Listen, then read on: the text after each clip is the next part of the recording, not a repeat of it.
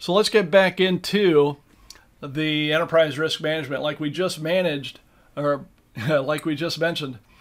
ERM is focused on risk management, so they're going to be focusing on the events that may have an impact on the firm. ERM does, like COSO Internal Control Framework, have to fit within the firm's risk appetite. We mentioned that different firms are going to have different approaches to risk. So ERM should allow for customization to that firm's risk appetite. And again, reasonable assurance regarding achievement of those objectives.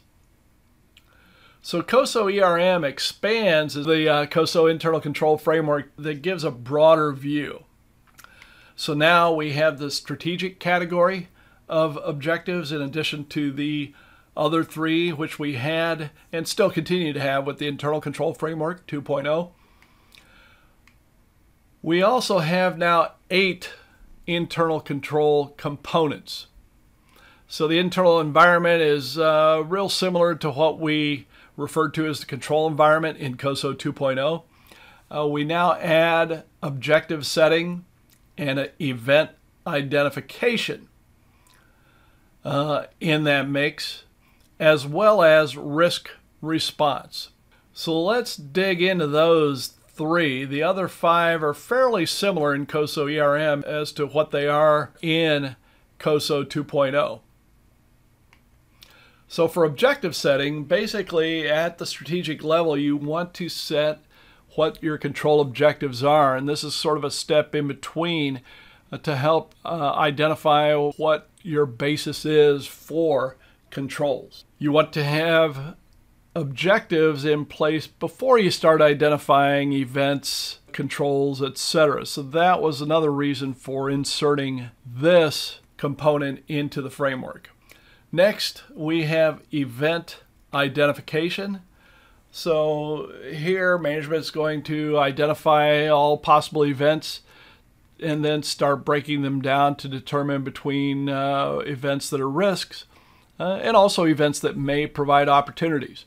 So opportunities are going to go back to management and get back into the strategic development portion of this and the objective setting. Risks that are identified should then go forward to the next stage and broken down and evaluated further to determine, what the firm wants to do about them, which leads us to the next new component.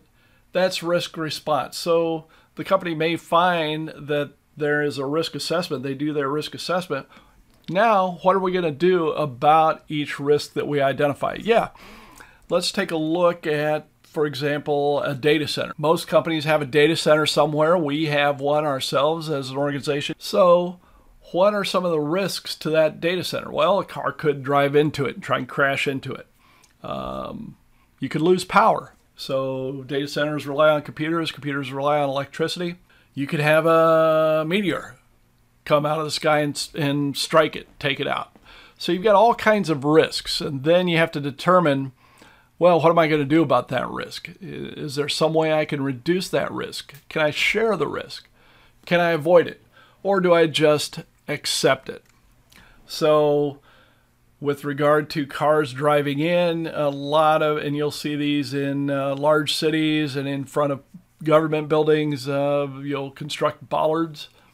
And they can be disguised as big giant concrete planters or just metal poles that keep cars from driving off the sidewalk and into the building.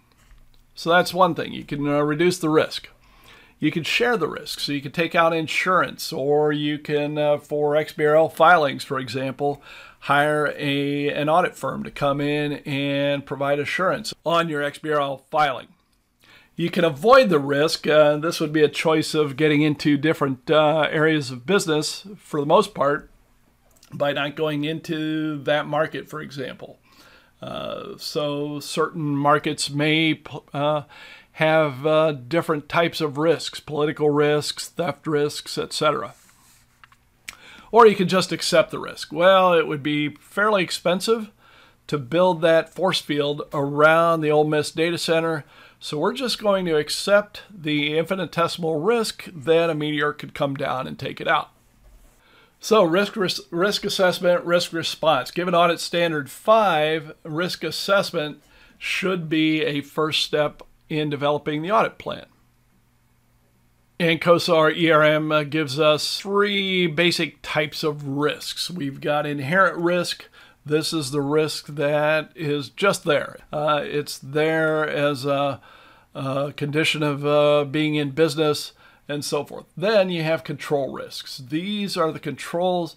After you've put controls in place, the risks that the controls won't find the irregularities, the violations of the controls, and so forth.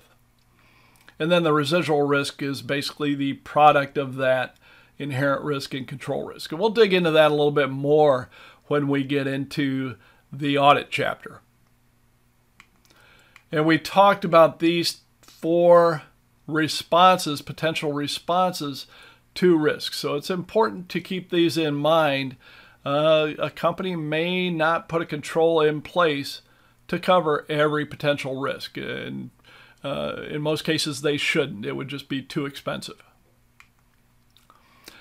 So like anything else we do in business, you can put together an activity diagram, although the authors in this case decided to put together a flow chart, it looks like, to assess risk. And here you can see, kind of walk your way through, and this mirrors to a large extent the components that we see in the internal control framework, the COSO internal control framework, and COSO ERM. So why not put in all the controls? Again, cost benefit, just like everything that we do in business comes into play. So the benefits of the control should exceed the costs.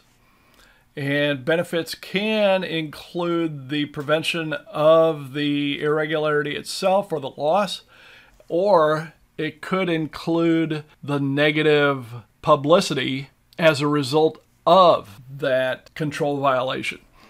So it's important to think kind of long term, I guess, when it comes to these benefits. It may not be the $1 million fraud itself or the loss of the names of users itself, but the negative public reaction to that and the potential future loss of sales.